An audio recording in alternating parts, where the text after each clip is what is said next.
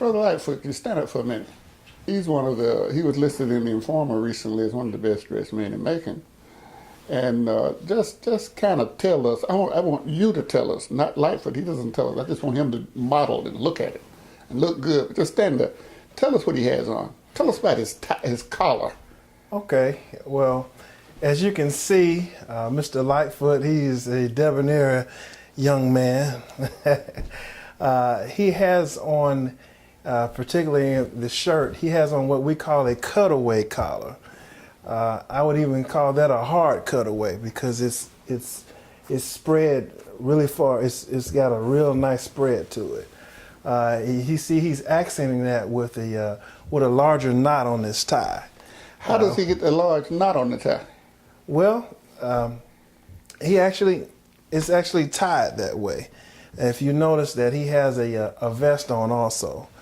I don't know if you have seen somebody like that with their tie that large. Normally, to be honest with you, that tie is a little bit shorter, unless you have an extra long tie.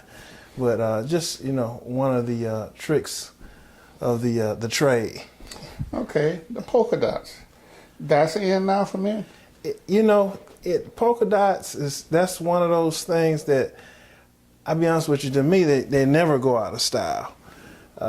It's one of those things where, when you see a gentleman like Mr. Lightfoot here, should I say Reverend Lightfoot, okay, and you see him, in the pulpit, and you see him bringing a message with a polka dot tie on, then, that guy in the congregation, he feels a little bit more comfortable about wearing polka dots.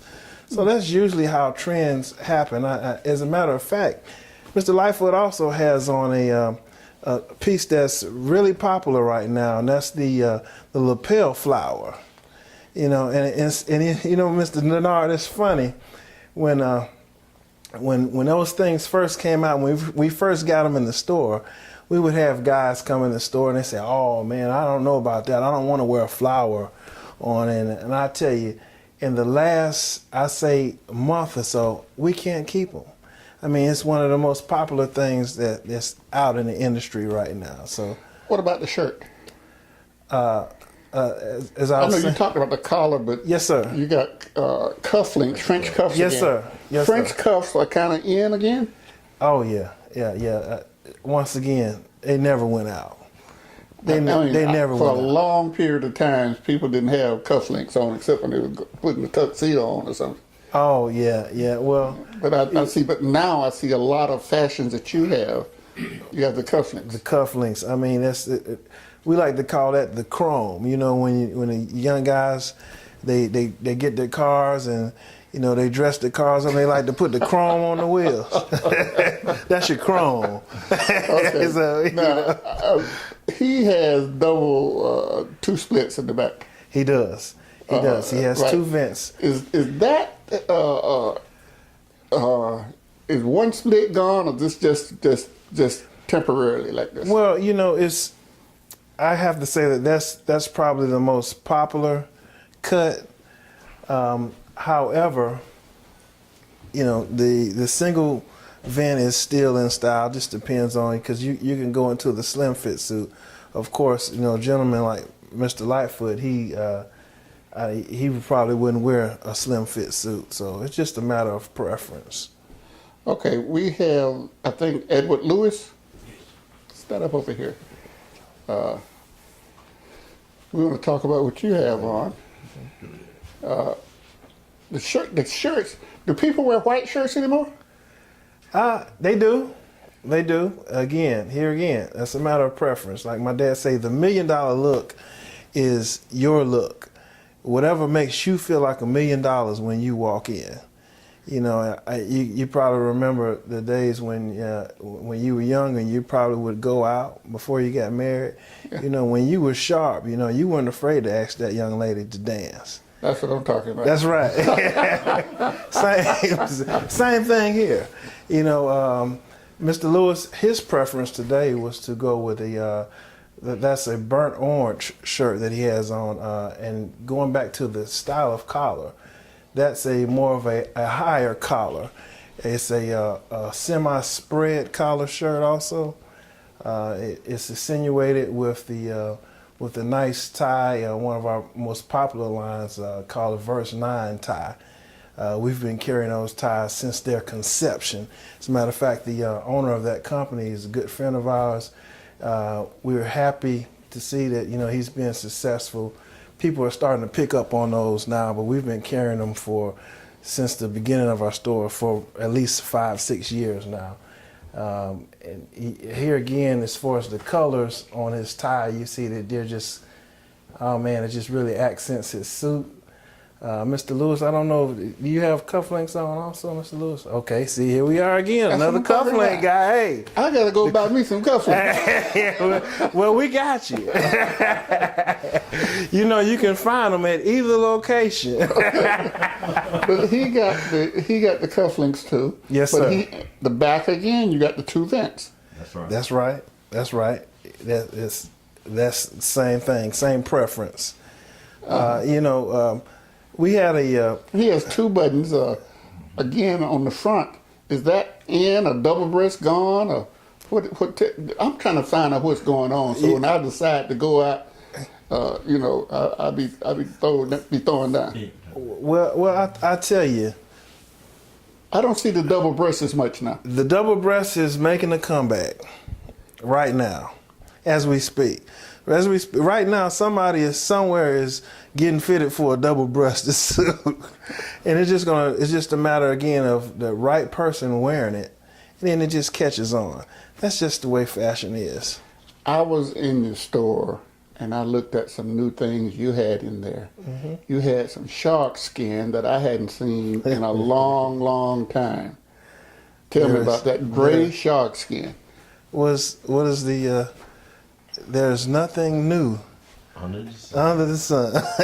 So, you just recycled it. That's right. Probably one of the, if I may interject, probably the biggest advantage that I have of being from our era is that what's in now was in the 60s. Right.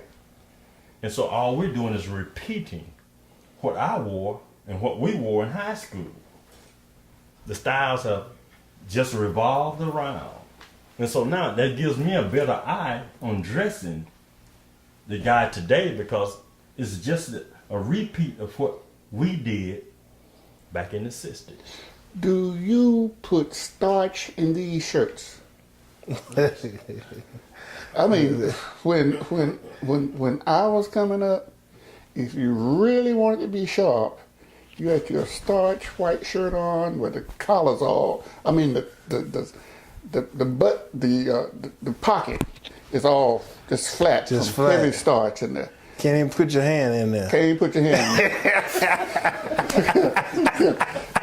there. You cut yourself on it. When I go to car lots and see the salespersons there, a lot of them still have the white shirts on, a light blue shirts on with the heavy starch shirts. Is that in or out?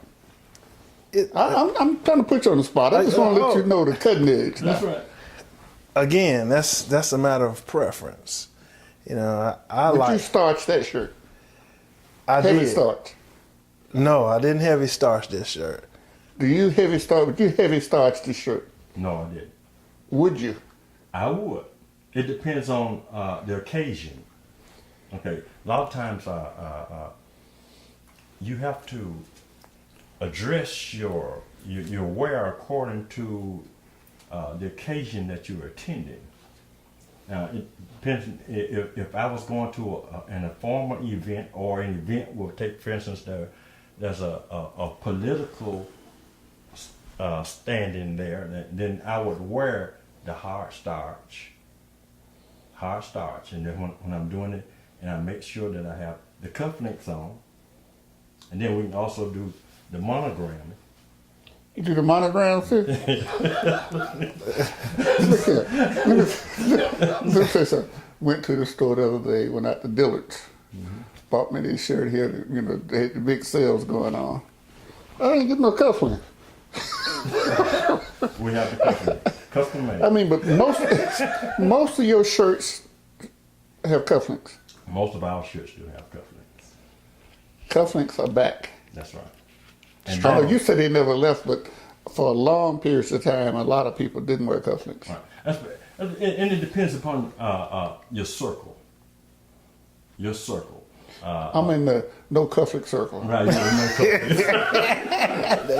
The no cufflink zone. Thanks a lot. and it's preference. It's preference, and that's what we try to push is that the $1 million look. And see, the difference is today is that in our time we were mostly followers, Right. but style today is the uniqueness of your style, of how you wear stuff. And that's one of the things. That's one of our biggest selling points at our stores is that we try not to duplicate. That's right. See, what you come in and what you pick out to wear, we don't want you walking to another venue and seeing yourself in that venue. So the $1 million look is your look. Let me ask you something. I've seen somebody the other day wearing like a the pinstripes suits with regular slacks, using this pinstripes as a sports coat. Is that in? Yes, it is. I just Yes, thought it maybe is. I Yes, thought it is. that you, when you were, you know, the sport coat was not part of, you know, that. Right.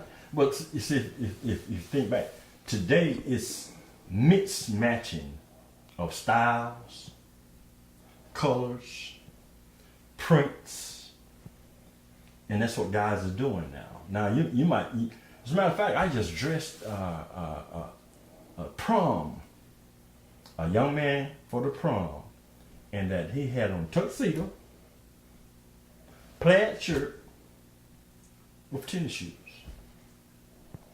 That's Oh, far out. Yeah. Oh, yeah. Now that is far out. Oh, yeah. That's too far out for me. Yeah. But that's their style because everyone desires to be unique.